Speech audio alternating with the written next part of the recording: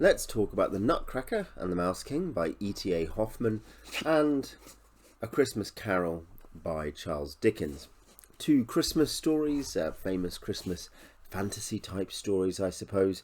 Hoffmann wrote in the first half of the 19th century in Germany, also famous for the life and opinions of the Tomcat Murr, which I've got but I haven't read, and Dickens, second half of the 19th century in England, of course, and famous for many other books, maybe most famous for A Christmas Carol and Oliver Twist.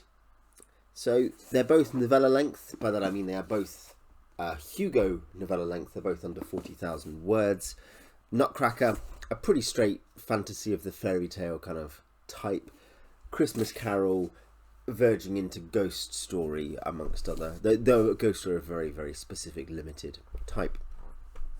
So, I read these both this month in December as part of a sort of Christmassy themed reading plan.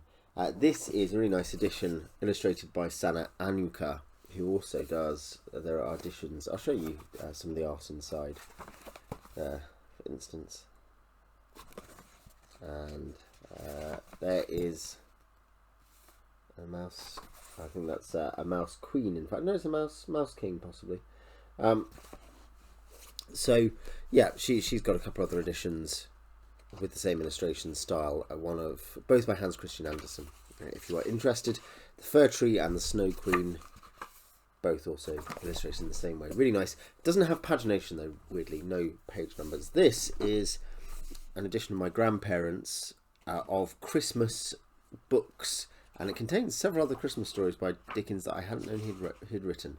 The Chimes, The Cricket on the Hearth, The Battle of Life, and The Haunted Man. There we are.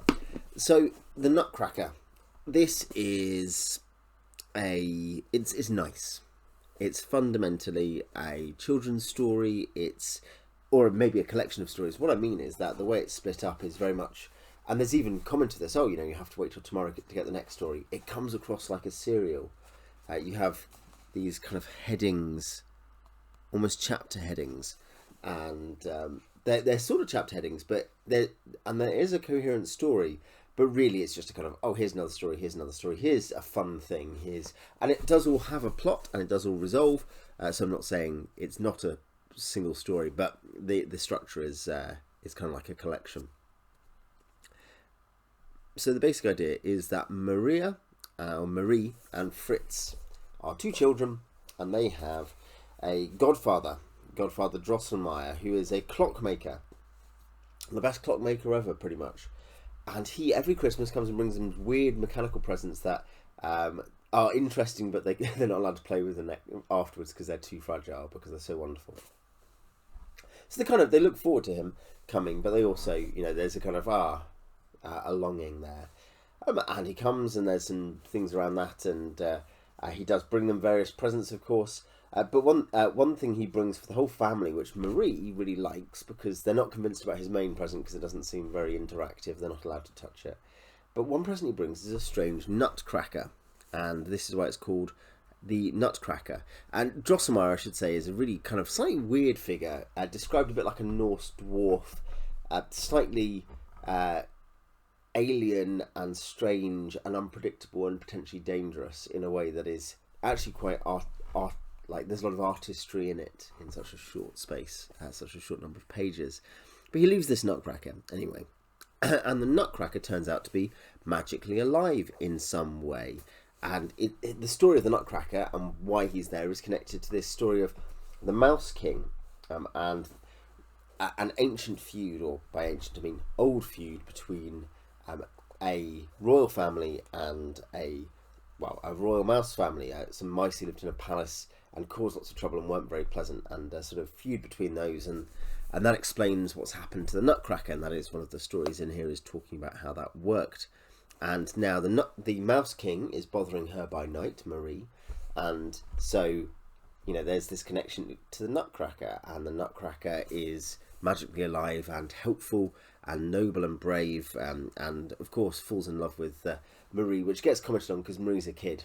It's not really I'm going to warn you now, it's not an age gap romance thing. It's just a sort of a fairy tale trope in some ways quite inverted, of the Prince and the Frog, or the Princess and the Frog. This is basically light, it's fluffy, it's delightful, it's very nice. It has a rather strange and unsettling undercurrent, which is actually, common, of course, in fairy tales, but very fitting and suitable. Drosselmeyer, for instance, the seven-crowned Mouse King, and the weird things that seem to happen in some of the stories. There is a certain darkness to this, which is of the kind which we generally enjoy, rather than find horrifying. Structurally, it's very loose. It's content-wise very fluffy. There's a few big entertaining scenes, there's a few really well realised moments, but there's evidently a degree of like, okay, now we're going to show this, oh, here's a different story, this is fun, oh, here's a kind of nice description of something.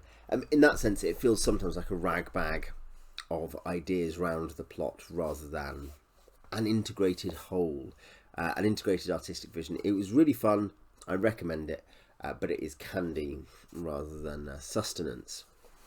A Christmas Carol, on the other hand, it's got a lot more to it. It is stylistically ultra Dickens. That's the first thing to say, for good or bad. It's very sentimental. It's very much it's in the genre, the subgenre of sentimental fiction, like all his fiction, really. It's structurally sound without being ambitious. It's full of intentional character tropes, the kind that some people hate and some people love. But it definitely, it's ultra Dickens in ways that probably most of us enjoy. It's got rich description. It has a deep understanding of human pathos and experience, and he has an ability, you'll see this in his full novels, to sketch characters quickly and accurately in a memorable way. And that's very much true here. And the basic idea is famous. There's an old miser called Scrooge. He's very rich. He doesn't want to be nice to anyone. And then one night, Christmas Eve, he has a visit by a ghost, the ghost of his old business partner, Jacob Marley. In the book, there is only one Marley, there are not two Marleys, as per Waldorf and Statler. So Jacob Marley visits, and he's apparently on day leave from hell, and says, please repent and change, because your life is going to get you to where I am. And so then Scrooge has visitations by three spirits, the ghost of Christmas past, present and future, showing him his life as it was, as it is, and so on, and giving him insight into what he really is, making him look in the spiritual mirror. That's the plot, and it's a famous story. You probably know what happens. There are intriguing historical artifacts that maybe aren't as important to us now, but are interesting. It's worth thinking about, kind of, if you're interested in 19th century literature, what does Dickens think about Christianity in this? Christianity is a major theme here. This is a story where some of the keynote moments come at Tiny Tim reflecting on church and the meaning of Christmas, the ghost of Christmas present, giving opinions on Sabbath trading laws, which is obviously also a political thing in the background for Dickens. There's obviously something where there are cultural undertones or overtones that some of us, or many of us, just won't connect with at a personal level, but they are interesting. But set that aside, we can't access the past in the same way all the time. Nonetheless, this is really interesting in terms of, I think it really does have interesting themes in terms of what he thinks are, Christian behaviour and charity, Tiny Tim and Fred and Bob Cratchit as exemplars of virtue, of what virtue looks like. Fred is very loyal. Bob Cratchit is very generous and forgiving. Tiny Tim is joyful in the face of real trials. It's pretty serious about things like, and this is something which can entertain and alarm even if it doesn't convince. The risk of hell for the greedy, even worse, you might be forgotten and unloved. It's definitely a theme, one that it impresses itself strongly upon me, and I think it will upon most readers, even if the kind of historical side of it, the way in which Dickens thought things should be, doesn't connect. But perhaps more than that, Dickens always is, a master at, he's a master writer, and he's a master at pathos. Scrooge and the Cratchits and Fred are all sketched briefly, but powerfully, memorably. They are famous characters now, aren't they? They are incredibly famous characters, and it's because in the novel they are sketched so briefly and well, novella, so briefly and well. The scenes, I mean, I'd say they all have distinctive voice, they all have distinctive concerns. There are things you immediately begin to expect from them, and they pop on the page.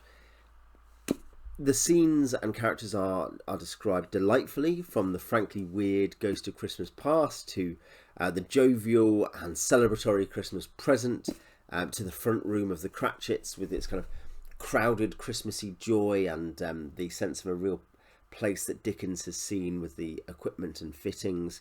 Fred's parlour where he's hosting his friends.